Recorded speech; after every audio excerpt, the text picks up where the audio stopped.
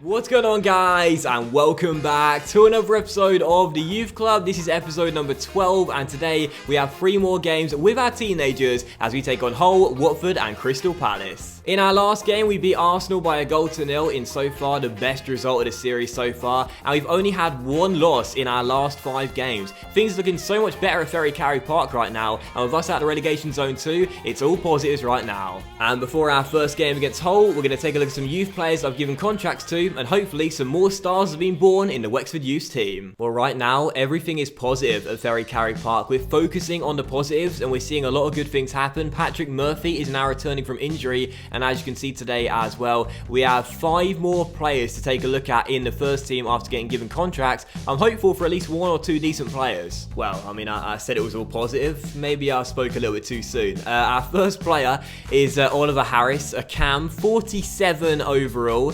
With low work rates, so it's not really keeping my mood up. Second player, Nicholas Davis, 52 overall, 16-year-old central midfielder with a 5-star weak foot. That's not terrible. We also have Castaneda, and he's also really low overall, 52 overall, 16-year-old centre-back from Colombia, and only 5'10" as well. And he can play right back despite being a left-footed player. I've never understood that sort of thing, because like it can happen. You can see fullbacks playing better on another side compared to their preferred foot, but like when they come out of the academy, surely if they're a left-footed player, you'd imagine, or you'd theorise at least, they were playing on the right side to match their preferred foot, but obviously not this guy. Let's be honest here, let's not beat around the bush. Weak foot skill moves and listed positions are mostly pretty much random when it comes down to youth players in career mode. They're just not really worked on. But anyway, Fausto Rivero is our 4th and penultimate player to look at. He's 51 overall, 17 years old, a defensive midfielder with low work rates, a 1-star weak foot and 3-star skills, but he's 6'5", that's kind of cool. However, our final player is one to look out for. His name is Yong Shai. Is that how you pronounce that? If I've got any Chinese followers following me, then first of all, hello, and you can tell me whether that's the right pronunciation. Almost certainly not, but regardless, 17 years old, 61 overall, looks pretty decent to begin with. Not exactly the quickest, but that can be improved over time, I'm sure, and sadly he shows no potential. That's a bit of a letdown. What are his skill moves and weak foot like? Let's find out. Oh, he's got 5-star skill moves, yes, and a 1-star weak foot. So, remember when I just said like a moment ago that they're just completely random? I think that sort of sums it up. But either way, 5-star skill moves for Zhong Shai. And this guy playing through the middle, I think, could be one to look out for. He looks like a pretty special youngster. And our new Chinese star is going to make his debut in today's first game against Hull away from home as well. And with just 1 defeat in our last 5 games, I'm feeling confident, I'm feeling positive. Let's do it. Let's get another big win here.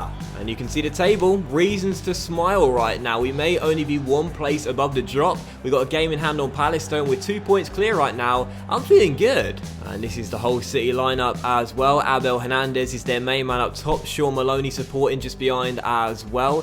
It's a pretty decent team, but a beatable one. And here is the Wexford Youth lineup as well. I'm really liking this 4-1-2-1-2 wide. I feel like we're playing well with it too.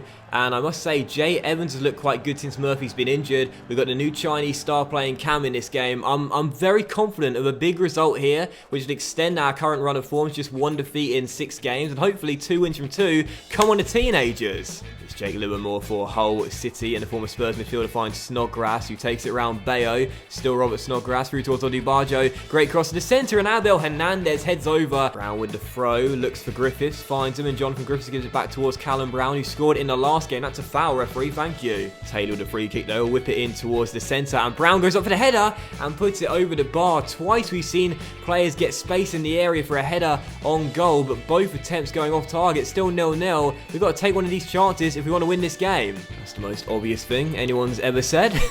Sean Maloney through towards Moses Odubajo, and Odubajo plays it inside, and Jake Livermore rifles one just over. There's been chances in this first half, but neither team is capable of hitting the target. Half time, 0-0, and I wouldn't be against the result, but I feel like there will be chances for us to win this game in the second half, and if we get one, we got to take one. I said it again, didn't I? I literally just realised I said the exact same thing again. It's because when I end like a little sentence, I want to sort of end it with like a little, ooh, makes you think, you know, ooh, yeah, that's good point, Doc, good point. But it's a stupid point. Like, of course, if you need to win a game, you need to take your chances. Oh yeah, good point, good point. Never thought of that. As Odi Barjo whips across into the centre. David Moyler controls and then blazes one into the stands. Still goalless in this game. There's been opportunities, but no one's taken them, and that's why it's still 0-0. Oh yeah, good point, good point. That is why it's goalless right now. Didn't think of that. Jake Livermore on the ball for Hull. Evades a challenge and plays that wide towards Robert Snodgrass. Hull growing in confidence right now, so the Scot is on the ball, and Snodgrass still. Oh my, what the actual hell is going on?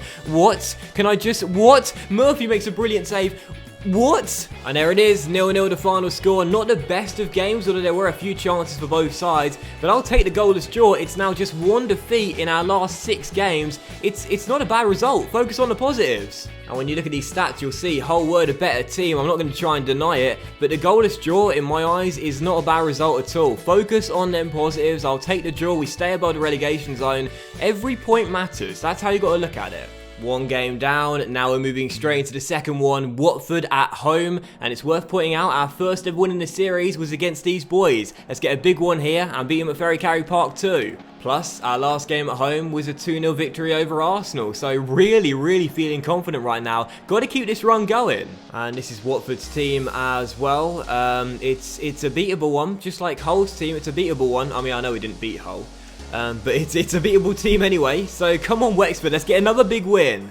Griffiths to Shy, who didn't have a bad debut against Hull. He finds Burns through towards Callum Brown, who I must say has played very well at late, and he's taken out 2 white shirts there and puts in a great delivery too, and Jay Evans has scored. What a start for Wexford. It's taken just a couple of minutes for us to go in front, and Jay Evans has fired us into an early lead. What work from Callum Brown, who crosses one to the far post, and what a header from Jay Evans right into the top corner. And Costel Pantilimon is a giant, but he's getting nowhere near that one. It's the perfect start. Patrick who? Despite that chance, we are still looking a far better side, and again, we could be through. Griffiths towards Harris, Harris towards Shy, Shy through towards Jay Evans, the man of the moment right now, takes it round his man, referee! It's just a booking for Sebastian Prodl, but I'll tell you this right now, that could have been a red card. I mean, that would have been quite a harsh red card, but either way, it was a bad challenge, and now a chance for this free kick just outside the area. I'm going to give it to Callum Brown, because he's the man of the moment, and try and drill it into the near post, 21 yards out. It's Brown, and it's straight at Pantilimon, who was taken back by the shot power, and Evans goes for the rebound, and Cavaselli deflects it behind for a corner. This guy is lively. Callum Brown is looking good as well. We still lead by 1, but there'll be chances for a second goal at this rate. Tej Vidra through towards Ducore, who skips around his man and comes through the middle now. Good ball through towards Vidra. Vidra on the turn, goes for goal. Oh, side netting. Still up by a goal, but Watford are really pressing now, going in search of the equalising goal, and Ducore puts it just wide himself. They're really going at us now. We've got to weather this storm and hold on till the break. 17 minutes to go. We are still leading by a goal, but Watford are not going to give up, and that's a brilliant ball to Amrabat, who's running through one-on-one, and oh, he's put it over the bar. What a miss! Season-defining moments. Amrabat storms clear one-on-one. Murphy closes down the angles, and what a miss from Amrabat. Blushes are spared.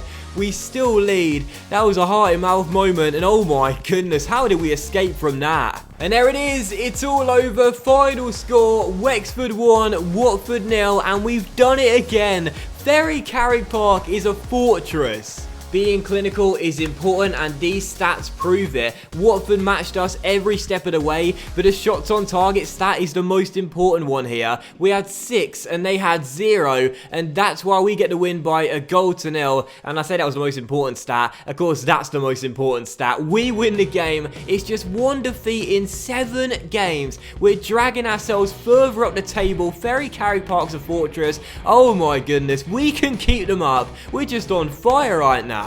Consistency, the key to progress. You're damn right it is. We're staying out of the relegation zone at this rate. We're consistently getting points on the board. Oh my word, I can't believe this, man. I really can't. I say we're on fire. We've only won 3 of our last 7, but you know what? For Wexford, that's pretty damn good. There is a long way to go, don't get me wrong, but with the way we're playing right now, you can forgive me for being really revved up and really positive. I'm feeling so good. We've got to keep this going. Third and final game, Crystal Palace at home, and they're in 18th place right now. A win in this game would be absolutely huge. Come on! I've never felt this level of confidence with Wexford before. Even after our 3-game win streak, I just feel so at one with the players. I feel so at ease when controlling them. I really do feel like we will stay up if we keep on playing this well. Obviously, but still, it's been a brilliant run. We've got to keep it going. And our lineup is unchanged for the 3rd game running, because why change a winning formula, which means Patrick Murphy still can't get in the squad right now. He's fit enough to play, but I don't need him. And this is the Palace lineup as well. It's a good one, a 4-5-1. Connor Wickham is leading the line. Quite interesting, not Benteke. Zaha's not in the first 11 either. It is an interesting team, but just like the previous two, it's a beatable one, no doubt about it. Let's get another big win here. Our 2nd win in 3, and also just 1 defeat in 8 games. Come on, Wexford. We're on fire. No one put us out. Brown wins it back, and we'll keep the ball in play of Burns as well. And there's one man that is, largely responsible for our run of form of late. It's got to be Callum Brown. He's been absolutely excellent as he goes down this right. Oh, well, look at that. Look at that from Callum Brown. And the ball by Griffiths. So it ricochet off his foot, and Scott Dan gets it clear. Callum Brown is just on one right now. Here's Johnny Williams for Palace running through. Great chance here, and a really good opportunity as he fires it harmlessly wide the post. The Welshman was through there, but the shot was awful. That's been a theme of today's episode, really. The shots on target category for our opponents has been absolutely tragically poor, as Brown is released down the right-hand side. And what a chance here for Callum Brown, who side heels it inside for Griffiths. Speroni with the save, and Bayo goes up for the header, and Williams heads it behind for a corner. It's still goalless, but we are going at teams with no fear whatsoever as we try and get ourselves in the lead. Palace not intimidated by our run of form as they go in search of the first goal of the game. Williams to Andros Townsend, gets space to shoot on his weaker right foot and places one into the bottom corner. Our clean sheet streak is over, and it's Andros Townsend who's got the goal. Andros Townsend dances past the number 6 there. You could hear the chant from the terraces. Skin him, Towns! Skin him, Towns! That's exactly what he did. And places one into the bottom corner. 1-0 to Crystal Palace. And that is such a shame, because we started this game off quite strong. But Pardew is clapping, and I'm certainly not. Oh, that is unbelievably frustrating. Nice work from Andros Townsend there, no doubt about it. We shouldn't have let him come inside so easily as Burns finds Callum Brown. Maybe a chance to hit back straight away. He'll find Burns, who's through. Dan blocks the shot, and Palace get it clear. There'll be chances for us to get back on level terms. We've got to take them, though. Again, obviously. James McCarthy for Palace takes over the halfway line, but Murphy recovers. Well done. And now a chance here on the break. Shy towards Griffiths. Griffiths through towards Jay Evans. He's the man in form in terms of goals right now. He'll try and get himself inside. He's done really well. It's Jay Evans, and Speroni makes a brilliant save. That was the chance. Brown on the ball. Callum Brown with the fake shot. Gets around his man down the right-hand side. Come on, Brown. We need you in this situation, mate. Stick one towards the far post. And it goes towards Bayo. Oh, no. That was the chance. Bayo's been great since promoting him from the academy. And he went for the acrobatic and skewed it horribly wide. That was the moment. Oh, why didn't I just control it? I had the time. And I totally messed it up. We're into stoppage time now, and Palace can wrap the points up late on. It's Andros Townsend running down the right, who floats one into Benteke. Bennett can't get it clear, and the former Liverpool and Aston Villa striker secured the points. It's all over. It's always a Belgian. Wexford 0, Palace 2. Game's over. Hi, Spencer. Want to collaborate? 2-0 to Crystal Palace, and the game is done, and I'm absolutely gutted. Andros Townsend has been brilliant in this game. Floats one into the centre, and I thought we should have got it clear with Bennett, but it dropped kindly to Benteke off his back, who rifles one in on the left foot. A great volley. No chance for Murphy. And we've been on such a great run. Only 1 defeat in 7. But sadly, Palace are getting the win. They may be climbing out of the drop zone. And for us, we're getting clawed back down the table again. Gutted, man. Absolutely gutted. 2-0 to Palace, the final score. Oh man, we were playing so well. We've made this home a fortress. And Palace have come in and they've just taken that fortress feel away. I won't deny it. You know, Palace were the better team, and you'll see that backed up by the stats here. But we had a couple of late chances to get back on level terms. Bayo had the best one, but I totally messed it up. And oh man, we shouldn't have lost this game with the opportunities we had, but we did. And Palace did deserve to win. I won't deny it, but it's still gutting nonetheless. Despite that though, we're going to focus on the positives to end the episode like we've done all episode long. As you can see with the table, we are still above the relegation zone by 2 points and sit in 15th place right now. It's a very damaging defeat, especially because it comes against a team that are in 18th place right now. But we're still above the relegation zone. It's only 1 defeat in 8. No, 2 defeats in 8.